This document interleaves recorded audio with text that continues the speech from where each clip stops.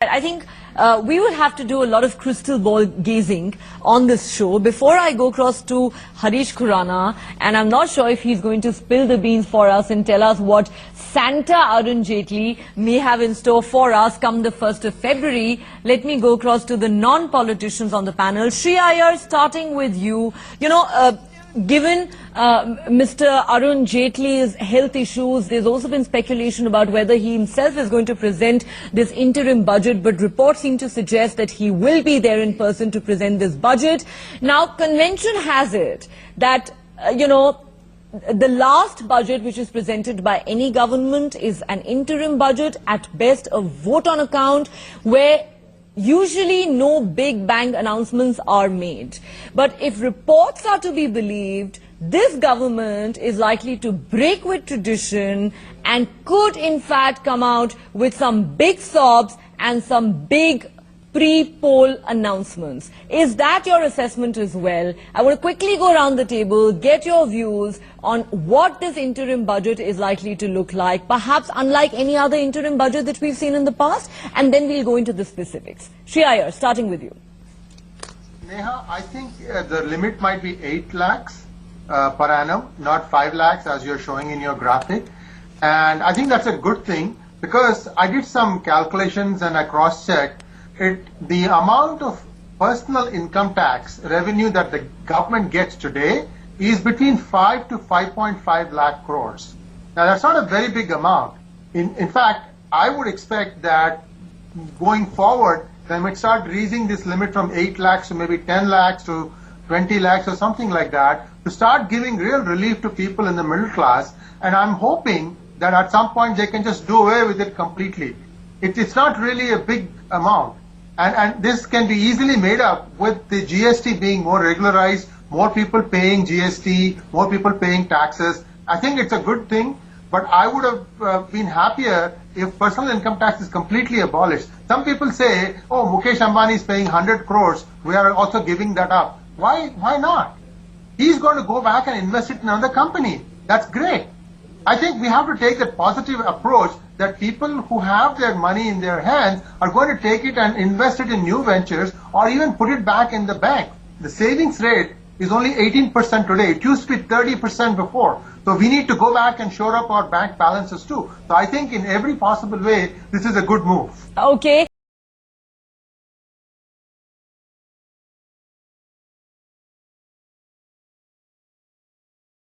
Face. Let me go across to Sree, Iyer at this point. The media bashing apart Mr. Iyer.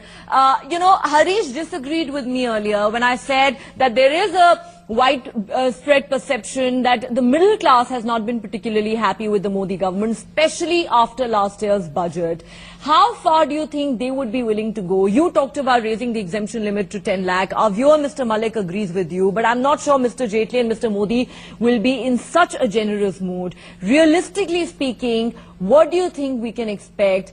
And do you think the government will go far enough? Or, going by the results of the recent assembly elections, because let's face it, it's going to be more of a political budget than an economic budget. Do you think the primary focus of the Modi Sarkar is still likely to be on the agrarian crisis?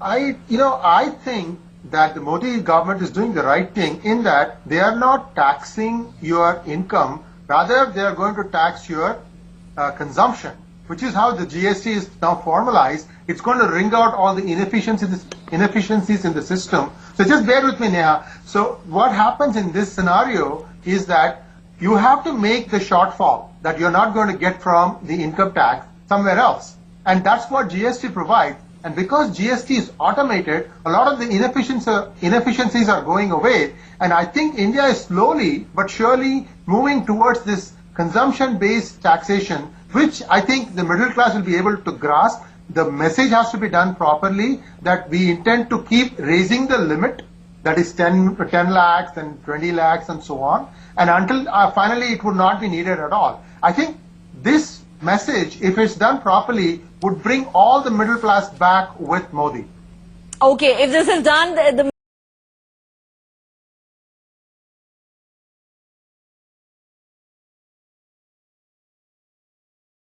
Sree Iyer, I will give you the last words. I want to ask you a controversial question. There has been a lot of controversy and speculation over whether the government wanted to dip into the reserves of the RBI to introduce SOPs on a large scale ahead of the elections. How do you see that panning out? We have a new RBI governor in office and the budget is going to be presented less than 2 months from now. 2 weeks from now, I beg your pardon. 3 lakh crores that the dividend that the government could take out of RBI. And I think there is, as long as that 3 lakhs is put to good use, I have no problem with that. For example, if it goes towards infrastructure, that would be fantastic. And it should not be for, writing off loans or to try and take care of some other sector. But you know what, people like Raghuram Rajan have called it, and including the opposition, they've called it raiding the RBI. Oh, not at all, not at all. India has been very conservative in terms of how much money it was being kept at RBI. Okay. And I think this is something that, it's individual. No two economists will agree on anything. But I wanted to quickly touch on the demonetization. On the demonetization, there was a very big, another reason why it had to be done. And I think nobody wants to admit it. I'm going to go ahead, stick my neck out and say on national television this. There was a huge problem of counterfeiting of currency thanks to the Congress government.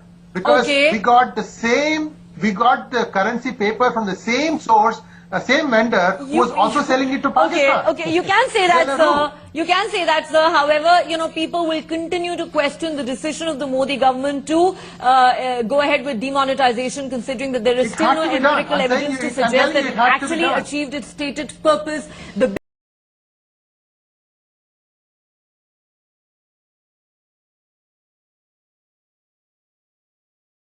Guardian, Sree Iyer, a tax holiday. How in the world do we afford something that's going to cost the government 3 lakh upwards crores? Rishabh, I'm pleased to sponge because I was the one to suggest it exactly on this channel a few weeks ago that they should consider giving a tax holiday. The only difference is I said 2 years because in 1 year it is very difficult to calibrate your rest of your income to make sure that you are making up for the shortfall of not getting the personal income tax income. And I think the number may be a little bit lower. What you're saying, 3.5 lakh crores. My information is that it is closer to 5 lakh crores. And I believe that they can make up the shortfall in many ways. First of all, the crude is going to give them a bonanza for next year. Crude prices are going to be low, the same or a little bit lower. So they're going to have a bonanza there. The second thing, coal auctions, Coal auctions have just only one has happened so far. They can do more coal auctions. They can realize revenue from that. So in my opinion, in my humble opinion, what they are trying to do is starting to tax your consumption and not your earnings, which is a very good thing because as a society we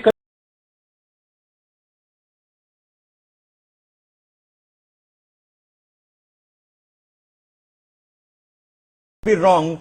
Sree Iyer, let's just discuss the merit and demerit for a second, and I'll get Mr. Vaidyan to be the counter voice in this. If a tax holiday were to be given, Sree Iyer, and you can come out with various permutations of it, you don't have to give a blanket tax holiday.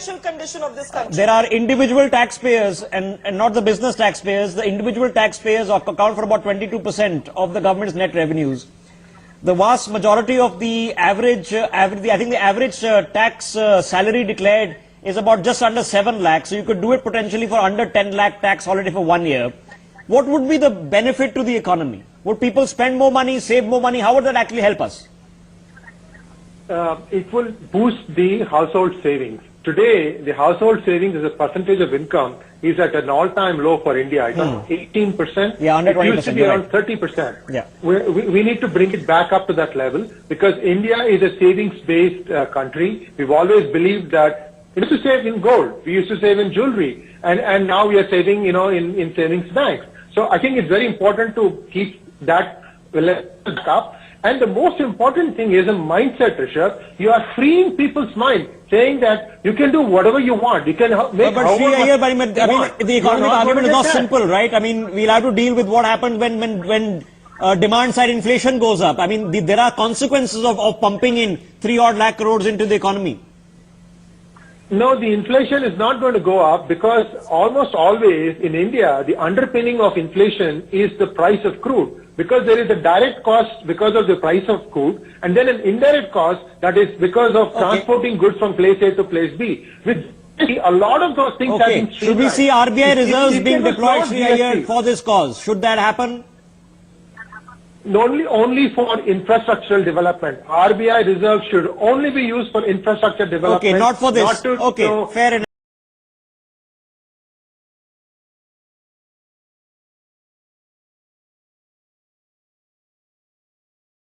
Going to follow through on that. Sree Iyer, first word with you, last word with you.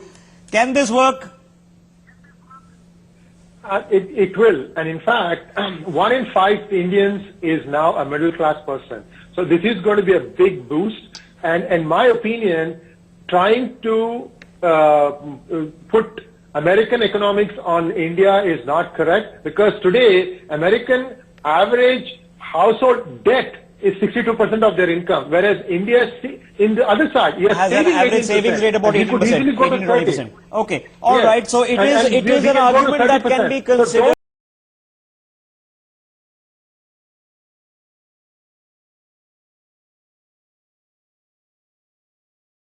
Okay, Mr. Sridhar, stay with me. Let me get Sree Iyer in. Mr. Sree Iyer, let me ask you the substantive political questions that the politician won't address. Is this now, even though the government in Karnataka has not fallen, even though enough rebels have not quit the government, is this now, all of these sequence of events, enough pretext for an H.D. Kumaraswamy in a couple of months to say, look, too much drama happening within the Congress, it's making my life too difficult, this government has become unfunctional, I'll prefer the BJP? I don't think that scenario is going to play out, Rishabh, for the simple reason that it doesn't matter which party you belong to, the MLAs that get elected in Karnataka, they're all in real estate. If I was not true, Mr. Krishna Kumar would not be the spokesperson. He would be an MLA. But this is the rule that is followed in Karnataka today. Everybody is an MLA. Everybody has a price tag. So there is no guarantee that those people who want to now defect to BJP will stay there. There may be a better offer that will come down. But in my opinion, the battle is being fought in Delhi, although the battleground may be in Karnataka. It's very, very sad state of affairs.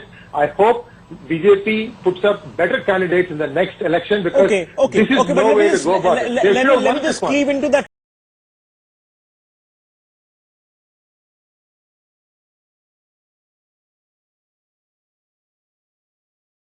Sree Iyer, the point of view is less than a year ago, the people of Karnataka voted.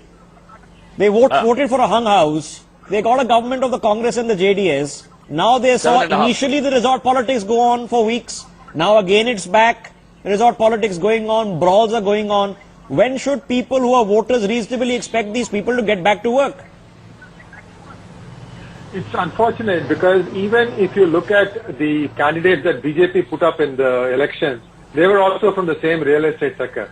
In my opinion, every one of these cases is a deal or a no deal situation where there are two parties bidding for the loyalty of the elected MLAs. It's very, very regrettable, and I hope that, so what is BJP hoping to play? Let's just play this thing out. What they would like to do is for 4 or 5, maybe Congress to jump ship, but they cannot switch over and vote with BJP, so they'll have to just resign. So the total House strength goes down, and hypothetically, if BJP calls for a vote of confidence, then they hope to prevail. And so this is really sad, the way this is being played out. Also, we should remember that JDS fought it alone. It did not say that it was going to go into an alliance with the Congress when they were fighting the election. They were at each other's throats. And now suddenly they have become friends. It's a friendship of convenience. Okay, it is a friendship.